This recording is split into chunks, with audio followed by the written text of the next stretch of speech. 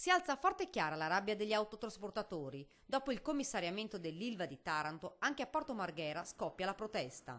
Da aprile i camionisti non vedono soldi, non ci sono garanzie da parte dell'azienda e la situazione per i 300 operatori è diventata insostenibile. Il debito del gruppo nei confronti degli autotrasportatori è davvero alto, a confermarcelo il presidente FAI Veneto Giorgio Sattini. Che c'è questo fortissimo disagio perché insomma è da aprile che non prendono soldi. Parlando di Ilva Marghera i trasportatori avanzano circa 5 milioni di euro. Qui su Marghera parliamo di una ventina di aziende, ma sono aziende strutturate. Così, dopo l'ultimo incontro, avvenuto i primi di novembre, gli autotrasportatori si sono riuniti e hanno detto basta. Lunedì mattina bloccheranno i cancelli di Via Sali. Le aziende, insomma, che lavorano per l'Ilva SPA si asterranno dall'effettuare ulteriori trasporti di merci per l'acciaieria. Il rischio infatti a cui vanno incontro i camionisti se l'azienda non dovesse saldare al più presto è gravissimo.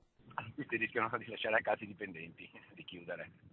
Questo è il vero problema. Il vero problema è la chiusura delle aziende, lasciare a casa 300-400 autisti e tutto quello che gli va dietro, insomma, perché poi il disagio non è soltanto per l'azienda di trasporto, ma è per tutto l'indotto, non c'è soltanto l'autotrasporto che lavora, no?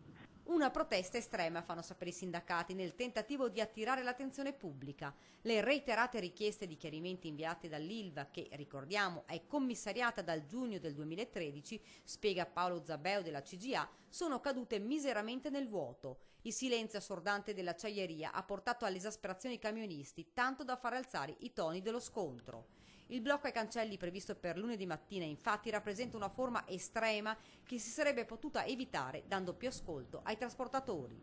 La richiesta degli autotrasportatori è semplice: poter lavorare con un minimo di serenità e regolarità senza rischiare la chiusura delle proprie attività a causa dei mancati pagamenti.